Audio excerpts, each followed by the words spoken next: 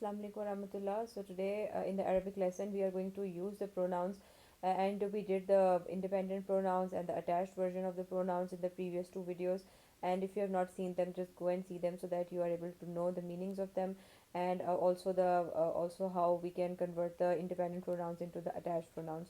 So now let's just use them, like huwa, huma, hum. So huwa means he, right?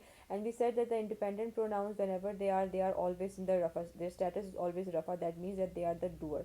For example, like in a sentence like he eats, so he is doing the act of eating, so that means that he is like the pronoun that would be used here would be like huwa, right? And we said that if these pronouns they have to be like a nasab or a jar, then they have to be converted into an attached form, right? They will be attached to a word in the end of a word. So for huwa, the attached versions were who or he. So in English, like him would be the translation, would be a nasib translation, and his would be a jar translation. So like for example, I saw him. So I is doing the act of seeing, so I will be rafa, saw is the fail, and who did I see? Him. That means him is a detail of that act, so that is him is nasib. So the pronoun that would be used for him here would be, and we know that for who are the attached versions are who or he. So like ra'aytu who, like ra'aytu who. So who, this is the pronoun who, a pronoun that would be used in this case because it's a nazm. And similarly his would be the translation of his would be the translation for a jar, because like a book of his, the pen of his, the word that comes after of is supposed to be jar. So like if the pronoun here that would be used would be who or he depending upon the word. So this is how we use the pronouns. Whenever it's an independent pronoun, it's always a rafa status. That means it's always a doer.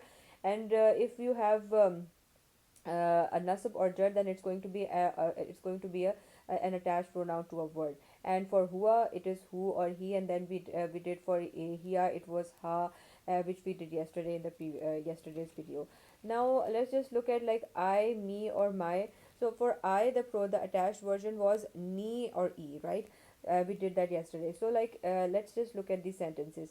I wrote. So I am doing the act of writing. That means the pronoun used over here would be a rafa version of I, and the rafa version of I was ana. Remember, I was ana and nahnu was we. So ana would be used here. So ana wrote, right? And then let's look at this sentence. They saw me. So they are doing the act of seeing, and who did they see? They saw me. That means I, me is nasb.